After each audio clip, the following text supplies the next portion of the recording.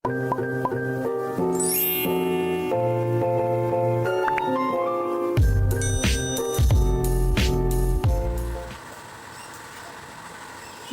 na din po guys yung ating binili na kahoy.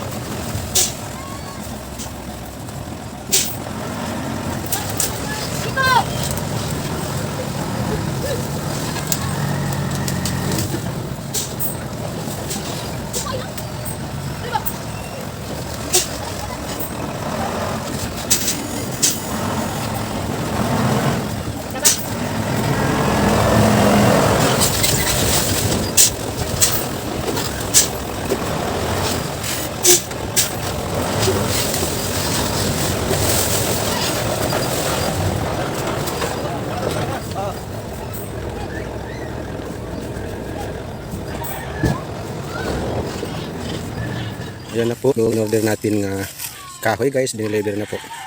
At yung ating iba pang materials, kompleto na po yung ating in-order. Yung hollow blocks, puntahan natin. Doon na lang namin ipalagay sa malapit sa mayroon namin gagawin. Puntahan natin yung ating mga ibang in-order guys na materials.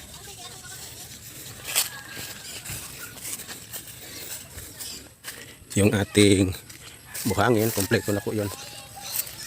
Yung graba at saka bus at yung mga yero at yung simento, kompleto na po. Yung hollow block, nandito po yung hollow block.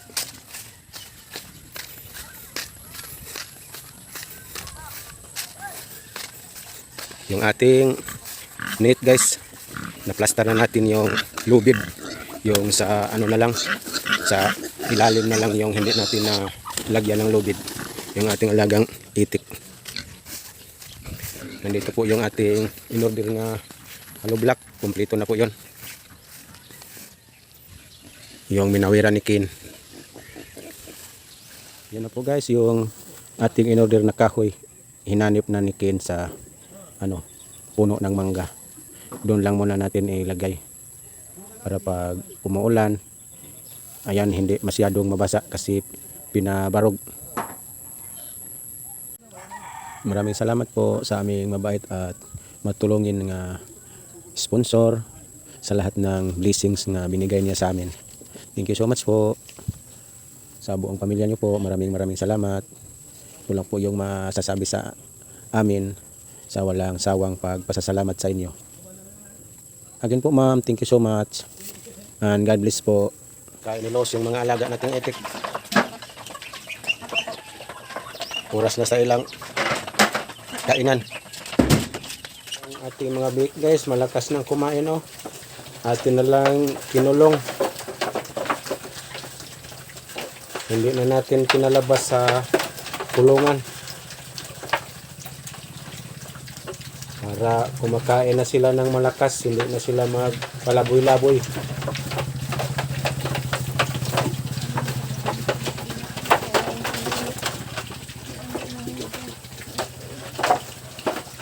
Ang lakas na buaw, kumain.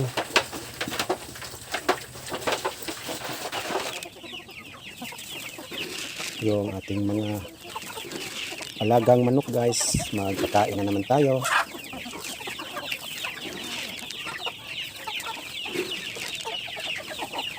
Yung iba dito sila sa ilalim.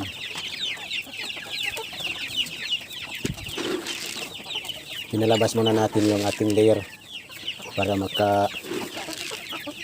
sila ng ilang paa, ensayo sila sa kanilang paa, palagi silang makalakad ng layo-layo, yung malayo dito sa loob ng ating net. Makapasyal sila dito.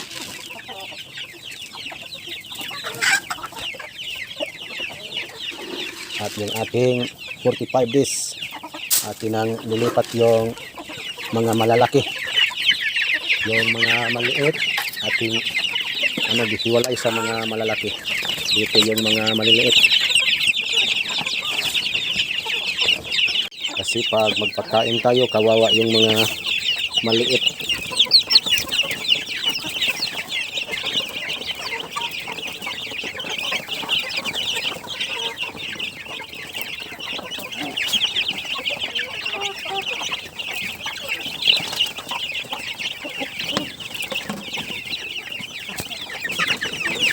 Ang ating 45 days guys na malaki, ito na po ang mga malalaki na yung ating nilipat dito sa isang kulungan.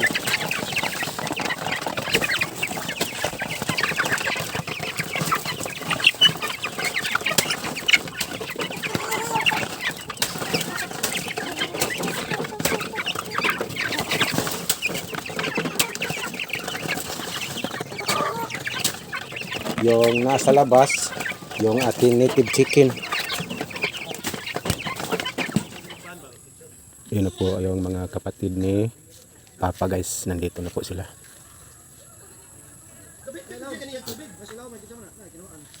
Bago lang silang dumating galing Cebu.